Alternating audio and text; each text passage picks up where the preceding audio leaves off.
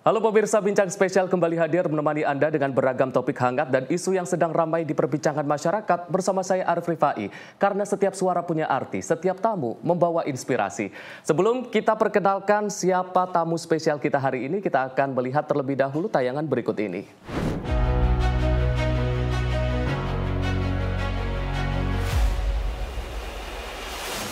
Di tengah arus informasi yang bergerak tanpa batas, kepercayaan publik menjadi senjata terkuat sebuah bangsa. Bagi TNI Angkatan Darat, setiap pesan bukan sekadar komunikasi, tapi panggilan untuk menjaga kedaulatan dan kehormatan negeri. Di era digital yang serba cepat, kebenaran harus disampaikan dengan tegas dan kepercayaan harus dirawat dengan tulus. Di bawah komando Kolonel Infanteri Doni Pramono, Dispenat melangkah ke babak baru, membangun komunikasi yang lebih terbuka, namun tetap berpijak pada nilai pengabdian dan integritas. Lalu bagaimana kepercayaan itu dijaga di tengah dinamika zaman? Selengkapnya di Bincang Spesial. Pemirsa, di tengah arus informasi yang bergerak begitu deras, kepercayaan ini menjadi salah satu benteng pertama sebuah bangsa. Bagi Tentara Nasional Indonesia, kepercayaan dari publik khususnya ini lebih dari sekedar citra, tapi kepercayaan adalah bagian dari kedaulatan itu sendiri. Dan saat ini di bawah kepemimpinan baru Kolonel Infanteri Doni Pramono, seorang prajurit dengan pengalaman panjang di Kopassus dan juga teritorial, Dispenat memasuki babak baru sebuah era komunikasi yang lebih terbuka, adaptif, namun tetap berpijak pada nilai dasar pertahanan negara. Membangun kepercayaan, merawat kedaulatan, dua prinsip yang akan menjadi pondasi dialog kita hari ini bersama dengan Kadispenat Kolonel Infanteri Doni Pramono. Pak Kadis, selamat datang Pak Kadis. Ya, terima kasih Mas Arif. Sehat Pak? Sehat. Alhamdulillah. Sebelum kita memulai dialog kita, tentunya kami dari keluarga besar Sinpo TV ingin mengucapkan selamat atas jabatan dan juga amanat baru sebagai Kadispenat. Mudah-mudahan ini menjadi babak baru di Dispenat. Ya, terima kasih Mas Arif. Baik, Pak Kadis, hari ini mungkin karena memang ini masih dalam menuju 100 hari atau baru beberapa hari dari Pak Kadis menjabat sebagai Kadispenat, saya ingin menanyakan terkait dengan visi yang ingin Bapak capai sebagai Kadispenat untuk Dispenat sendiri. Ya, baik, terima kasih Mas Arif. Sebelumnya belum 100 hari, iya. Baru 3 hari. Baru 3 hari. Ini hari pertama saya ngantor, memang saya luangkan waktu harus ke media visit untuk bisa mempererat silaturahmi. Jadi sebenarnya yang tadi ditanyakan oleh Mas Arif, yang pertama visi misinya ya tidak jauh dengan apa yang sudah ditorehkan atau dibuat oleh Kadispenat yang lama, yaitu Brigjen TNI Wahyu Dayana. Kita tetap menjadi pintu gerbang, menjadi corong untuk menjembatani antara TNI, terusnya TNI AD, dengan masyarakat untuk bisa menjalin komunikasi yang lebih interaktif dan menyuarakan yang jelas kebenaran, mulai dari isu-isu yang di luar untuk bisa kita sampaikan ke khalayak. Mungkin. Baik, ini di awal menjabat sebagai Kadispenat, yang pertama dilakukan adalah melakukan silaturahmi, kunjungan-kunjungan ke media-media, dan Sinpo TV menjadi salah satu media pertama yang dikunjungi, Pak. Betul sekali. Ya. Terima kasih, ini suatu kehormatan untuk Sinpo TV tentunya. Tadi Pak, ada misi ini mungkin yang ingin saya tanyakan adalah terkait dengan gaya kepemimpinan. Apakah ini nanti akan melanjutkan beberapa atau ada sedikit perbedaan-perbedaan dari kepemimpinan sebelumnya, Pak? Ya, baik, terima kasih Mas Arif. Ya, yang jelas setiap pemimpin memiliki gaya kepemimpinan yang berbeda. Itu sudah pasti. Iya. Ya, tapi kita TNI ini gaya kepemimpinannya hampir sama lah. Yang jelas tegas, ya, santai, tapi tetap harus bisa melaksanakan tugas-tugas yang diberikan pimpinan. Kalau tegas sudah jelas, Mas. Ya, jadi kita pemimpinnya harus tegas, harus bisa merange, bisa memanajerial perbagian-bagian yang kita miliki untuk bisa menyelesaikan tugas-tugas pokok yang sudah ada. Yang jelas semuanya sudah, kita tinggal melanjutkan apa yang sudah ditorehkan, apa yang sudah dibuat oleh kepemimpinan sebelumnya, Penat yang sebelumnya kita lanjutkan yang baik. Mungkin ada yang kurang kita tambah atau kita perbaiki. Mungkin saya rasa itu. Melanjutkan yang sudah baik dan juga memperbaiki yang memang masih kurang ataupun yang masih Betul menjadi sekali. PR-PR. Itu sudah pasti. Setiap pemimpin pasti inginnya satuannya yang dipimpin baik, mulai dari segi personil, material dan sebagainya. Itu udah pasti. Pak Kadis, kalau kita berbicara terkait visi dan juga misi, tentu ada visi ataupun misi yang menjadi prioritas dari Pak Kadis. Kalau kita berbicara ini menuju 100 hari, meskipun ini memang belum ada 1 minggu mungkin, ada. Tapi menuju 1 hari ini, visi atau program apa yang menjadi prioritas dari Pak Kadis? Yang menjadi prioritas saya yang jelas membangun silaturahmi, membangun teamwork, ya. Jadi media itu menjadi mitra strategis kita, ya media ya Sinpo dan media-media yang lain ini menjadi mitra strategis. Dari situlah saya berawal untuk bisa melangkah ke selanjutnya, karena yang jelas ya Kepala Dinas Penerangan ya menerangkan apa yang ada di dalam TNI AD untuk bisa tersampaikan. Program-program apa yang sudah dibuat oleh pimpinan kita, pimpinan Angkatan Darat ini bisa tersampaikan ke masyarakat. Demikian. Membangun hubungan baik dengan media-media mainstream, dengan baik media televisi, intinya media-media massa itu. Semua media kita ini, walaupun memang sudah terjalin hubungan, kita lebih eratkan lagi. Pak Kadis, kalau kita berbicara soal Pak Kadis ini kan sebelumnya ini di Kopassus. Ya. Ini yang menarik dari Kopassus yang lapangan, yang sangat lapangan sekali. Kemudian menjadi Kadis Penat yang berhubungan dengan media. Ada semacam culture shock atau memang ya jalankan saja atau seperti apa, Pak? Baik, memang di dunia penerangan ini dunia yang baru bagi saya. Tapi kalau berhubungan dengan media, kemudian dengan masyarakat, saya rasa kita tidak asing. Karena memang ya TNI kan dekat dengan masyarakat. Tidak hanya media, masyarakat yang berbagai macam latar belakang pekerjaan kita tetap dekat. Ya memang latar belakang kami dari Kopassus cukup lama di sana mengabdi, tapi tidak ada masalah bagi saya itu. Bahkan ini mungkin suatu tantangan bagi saya, tugas baru. Tapi saya rasa asik kita menjalankan hal ini. Yang penting apapun yang diberikan tugas pada pimpinan kita laksanakan dengan baik, kita nikmati, kita syukuri. Sehingga kita bisa bekerja dengan baik. Itu awalnya harus itu, mensyukuri, nanti ke depannya pasti insya Allah lancar. Demikian. Ini amanat dan juga tantangan baru meskipun memang ketika menjabat sebagai di Kopassus memang sudah dekat dengan masyarakat, bukan hanya media, tapi juga itu menjadi marwah dan juga citra dari TNI bahwasanya TNI yang dekat dengan rakyat. Jadi meskipun memang sekarang dipindahkan di Dispenat dan menjadi pimpinan di Dispenat, ini bukan menjadi tantangan yang cukup berat, tapi karena memang sebelumnya memang sudah tetap kita dekat dengan masyarakat, tidak ada masalah itu. Pak Kadis, ini kan di era informasi yang seperti sekarang, Dispenat ini menghadapi tantangan yang bisa dikatakan ini peluang dan juga tantangan, mengingat arus informasi di media sosial saat ini kan arus informasi bukan hanya di media-media mainstream, tetapi beredar luas di media-media sosial dan itu yang mungkin lebih cepat diakses oleh masyarakat. Dari Dispenat sendiri melihat itu sebagai tantangan atau sebenarnya itu peluang untuk mempermudah penyampaian informasi kepada publik dan juga masyarakat, Pak? Ya, baik, terima kasih Mas Arief. Jadi kalau saya melihat ini bisa menjadi tantangan dan bisa menjadi peluang. Memang ya kita tidak bisa menghindar dengan era teknologi yang semakin cepat, semakin maju. Memang digitalisasi ini mempermudah kita untuk kita bisa mengakses informasi. Namun juga bisa menjadi tantangan yang menakutkan apabila berita-berita negatif itu dengan cepat juga tersebar kemana-mana. Nah, oleh karena itu kita Dispenat ini ke depan harus melek teknologi, harus benar-benar tahu masalah teknologi ini agar kita juga bisa lebih cepat untuk mengakses informasi yang kita miliki, terutama akses yang positif yang bisa kita sampaikan ke khalayak luas. Juga ya kita bisa mengcounter atau menyelesaikan masalah-masalah yang yang ada di tubuh kita ini. Jadi kita benar-benar harus memang memanfaatkan teknologi ini. Ini luar biasa digitalisasi ini.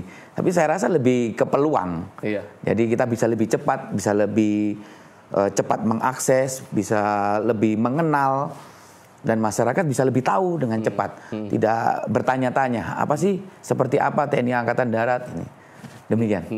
Ya. Selain memang ini seperti dua mata pisau yang di satu sisi ini menjadi peluang, tapi di satu sisi ini juga menjadi tantangan. Betul. Kalau kita melihat ini sebagai tantangan dari tubuh Dispenat sendiri, dari SDM sendiri, apakah memang merekrut ahli-ahli IT ataupun ahli-ahli media sosial yang memang di luar TNI atau memang dari TNI kemudian yang dilatih untuk hal tersebut, Pak? Nah, terima kasih. Ya, selama ini SDM selama saya masuk ini yang beberapa hari dan kita lihat sehari-hari, karena juga lingkungan kerja saya yang lama tidak jauh dari Dinas Penerangan Angkatan Darat ini. Saya rasa SDM kita sudah mumpuni, anggota-anggota kita sudah mulai belajar. Memang namanya belajar ya terus tetap harus menambah, tidak bisa puas di situ saja. Karena teknologi berkembang ya kita terus harus terus berkembang, tidak bisa stuck atau tidak bisa berhenti di situ. Jadi anggota-anggota saya rasa saya lihat sudah mampu itu, tinggal menyesuaikan aja apa yang perlu ini. Saya rasa juga bagian-bagian lain juga seperti itu. Ada hal baru, cepat belajar, cepat ini. Untuk masalah rekrutmen kita memang sekarang masih anggota TNI yang aktif yang ada Dinas Penerangan Darat. Dan saya yakin dan saya meyakini anggota-anggota saya juga mampu untuk bisa ini. Mungkin ke depan nanti kalau memang ada tantangan lagi atau apa, bisa juga kita menggandeng atau bekerja sama untuk bisa memandaikan personil di Dinas Penerangan Angkatan Darat. Pak Kadis, kita akan lanjutkan lagi obrolan terima kita. Kasih. Tadi kita sudah membahas terkait bagaimana visi misi dari Pak Kadis untuk Dispenat selama menjabat nanti, dan nanti di segmen selanjutnya kita akan membahas ataupun mengulik sisi lain dari seorang Kadis Penat. Selengkapnya usai jeda, jangan kemana-mana, tetaplah bersama kami di Bincang Spesial.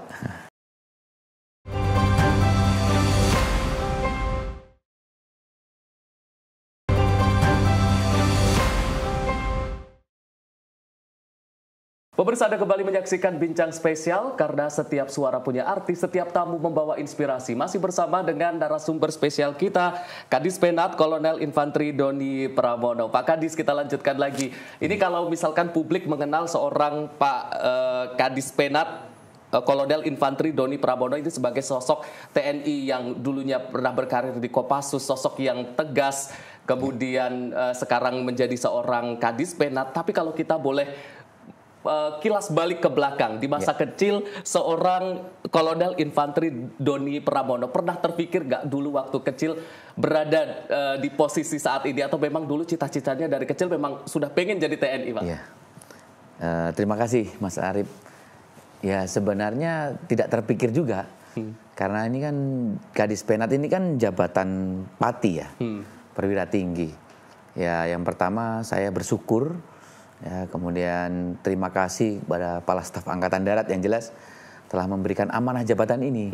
Yang pernah saya sampaikan juga, ya ini suatu tantangan.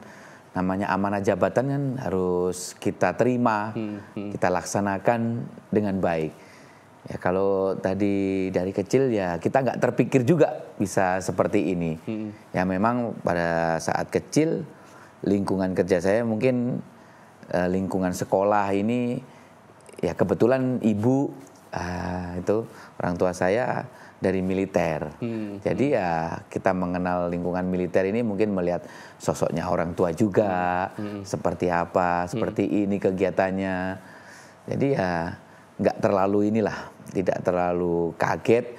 Cuma memang nggak bisa kita memprediksi bisa sampai seperti saat ini nih ya. Makanya saya sangat bersyukur sekali bisa dapat jabatan ini, bisa dikasih amanah, dan tentunya ke depan ya bisa melaksanakan. Itulah.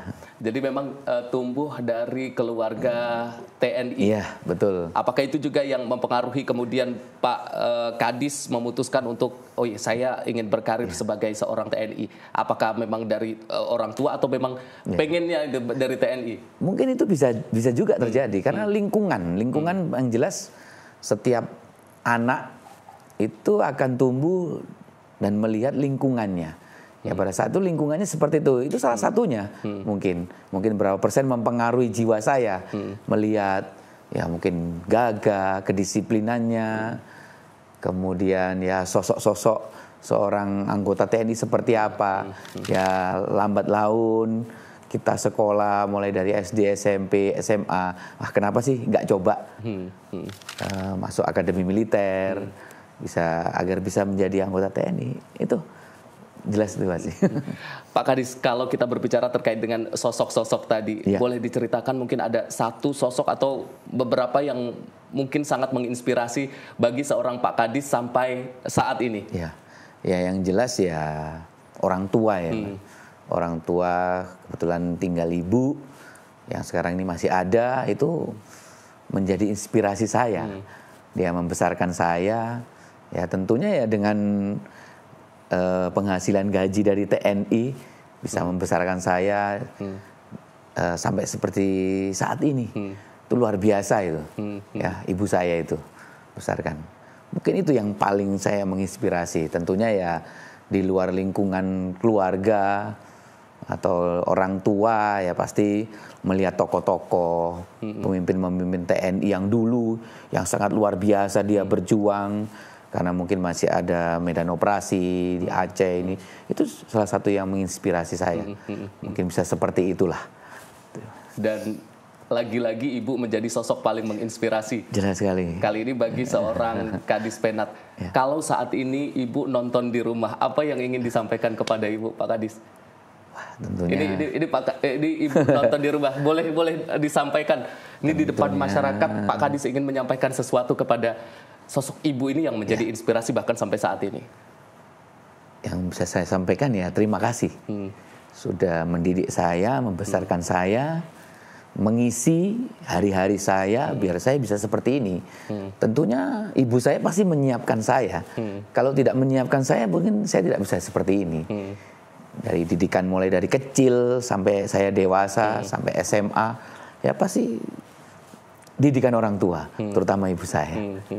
Dan tentu kita semua yakin saat ini ibu namanya siapa? Ibu Indah Lestari. Ibu Indah Lestari. Ya, kalau ada di Surabaya, Mas. Dari Surabaya, menonton dari Surabaya dengan begitu bangga melihat sosok anaknya saat ini. Insya Allah pasti bangga. Insya Allah bangga. Pasti itu. Nggak mungkin nggak. Baik, ini Pak Kadis sebelum menjadi Kadis Penat tadi juga sempat saya tanyakan bahwa lama sekali berkarir di Kopassus. Betul. Selama pengalaman di Kopassus tersebut, apa momen-momen yang mungkin kan selama menjadi Kopassus kan ditempatkan di beberapa daerah-daerah di Indonesia. Betul. Ada momen yang mungkin masih teringat sampai saat ini, Pak? Ya, momen-momen itu banyak ya. Terutama Kopassus saat yang dulu belum ada, hanya di Jawa. Cuma penugasan kita kan memang seluruh Indonesia. Ya, momen-momen yang paling berharga buat saya, yang paling kami ingat ya tugas operasi bersama anggota, itu jelas itu. Ya, operasi di Papua, kemudian operasi-operasi lainnya yang menyangkut kedinasan di daerah-daerah lain, mulai dari Sabang sampai Merauke, itu yang jelas. Apalagi bersama-sama anggota kita, Mas.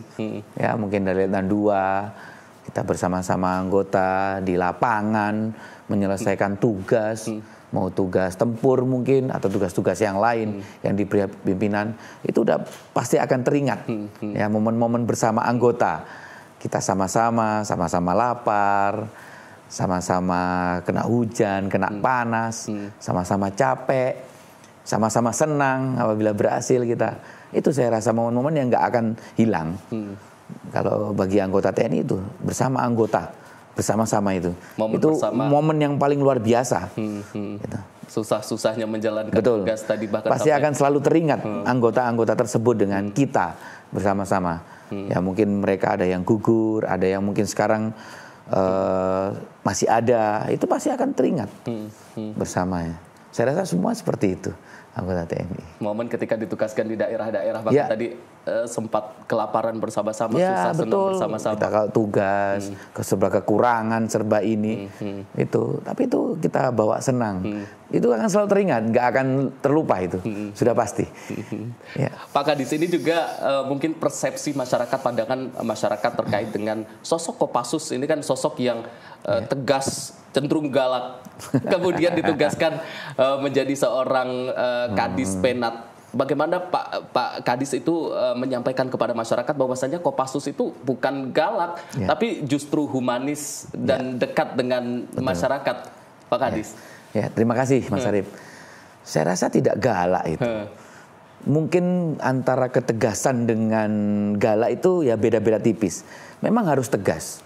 Saya rasa semuanya seperti itu, tidak hanya Kopassus. Jadi kita melihat sosok TNI, Kopassus, wah galak ini, tidak. Itu suatu ketegasan agar kita bisa cepat menyelesaikan tugas itu. Kalau kita tidak seperti itu ya kita susah. Karena setiap tugas pasti ada target-target waktu, ada batas-batasan, dan itu harus tercapai. Nah, dengan mungkin ketegasan itulah yang tadi saya bilang beda-beda tipis dengan galak, ya, yang dikatakan Mas Arif tadi itu, ya seperti itu. Saya rasa tidak. Tapi tetap kita harus dekat dengan masyarakat dalam menyelesaikan tugas itu. Karena saya yakin kita tidak bisa menyelesaikan tugas itu sendiri.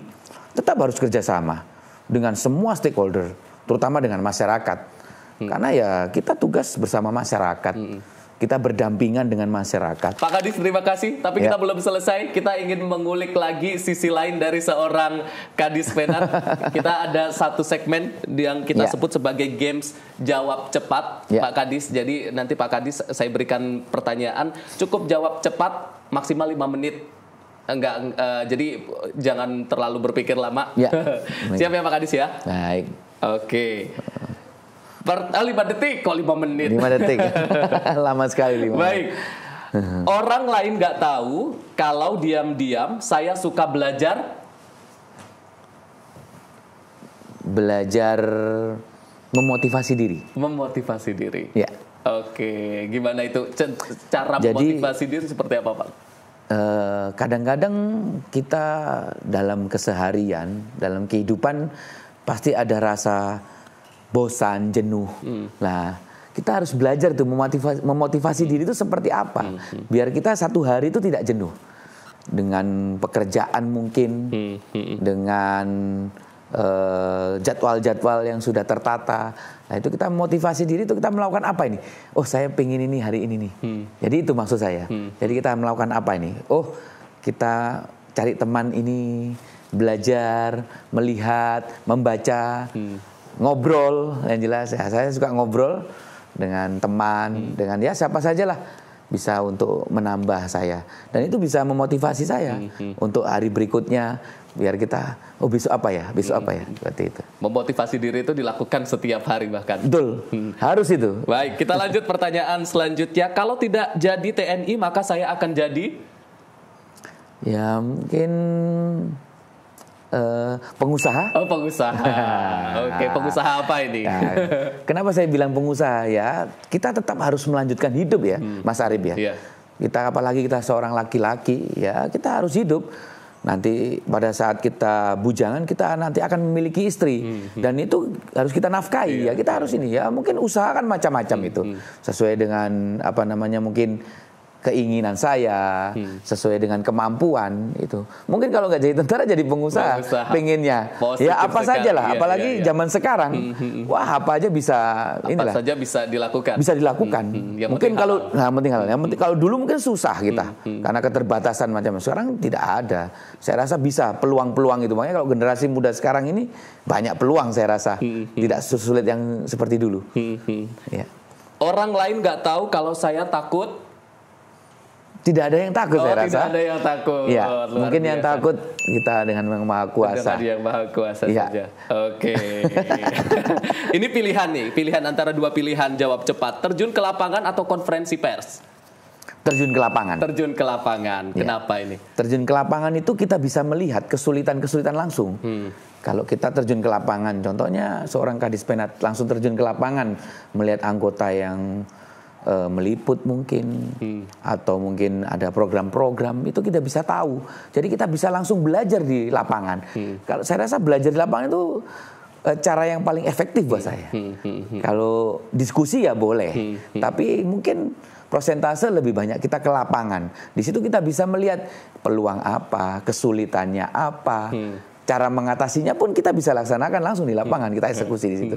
Mungkin itu bagi saya. Oke, ini agak sulit mungkin, seragam Kopassus atau seragam Dispenat? Dispenat dong. Oh, Dispenat, karena sekarang mereka Dispenat. Betul. Ya, apa yang sekarang saya diberikan amanah, saya syukuri. Jadi ya seragam Dispenat. Saya akan selalu menjunjung apa yang sudah disyukuri, diberikan amanat kepada pimpinan saat ini. Siap. Ya. Terakhir Pak, satu kata untuk Sinpo TV. Sinpo TV luar biasa. Keren. Terus bekerja sama dengan kita. Terus bekerja sama. Baik, terima kasih Pak Kadis sudah hadir dan juga berbagi bagaimana kita melihat sisi lain dari seorang Kadis Penat. Terima kasih juga sudah berbagi pandangan, visi misi. Selain itu juga pengalaman hidup untuk kita semua, dan ini menjadi inspirasi untuk kita semua. Sekali lagi terima kasih, sukses selalu Pak Kadis. Terima kasih dan Mas kita Alif. Tunggu lagi nanti di kesempatan lain untuk datang kembali ke Sinpo TV. Harapannya seperti itu. Terima kasih juga. Mas Alif, Terima kasih sekali lagi. Terima kasih juga untuk pemirsa Sinpo TV yang sudah menyaksikan kami dari awal hingga akhir. Saya Arif Rifai mewakili seluruh kru yang bertugas. Mohon maaf apabila ada kesalahan. Sampai jumpa di bincang spesial berikutnya.